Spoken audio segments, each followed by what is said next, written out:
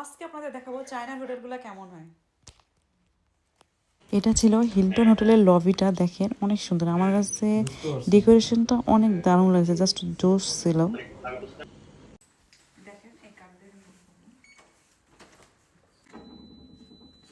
আমার সবচেয়ে পছন্দের জিনিস মিরর সেলফি, এটা খুবই আমার ভালো লেগেছে।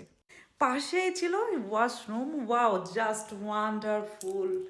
এটা শাওয়ার, ফ্রন্ট সাইডটা একটা কিচেন সাইড, এটাও জোর ছিল, আমার কাছে খুবই ভালো লেগেছে। আর এখানে সোফা, জাস্ট আপনি এখানে বসে থাকতে পারবেন, রেস্ট নিতে পারবেন। আর এই 2 সিটের বেড ছিল। আমার কাছে সবই অনেক অত্যাধুনিক লেগেছে। যে সামনের যে ইয়েটা দেখেন, সাজানোটা আমার কাছে খুবই ভালো লেগেছে। আর এটা আসলে দেখা যাচ্ছে না, এটা ছিল কোটি টাকার ভিউ, কিন্তু এটা দেখা যাচ্ছে না। ফুলটা আমি যদি দেখাই, এই যে দেখেন, অসাধারণ, জাস্ট অসাধারণ, খুবই অসাধারণ লেগেছে। এটা হলো আসলে চায়না 5 স্টার হোটেল।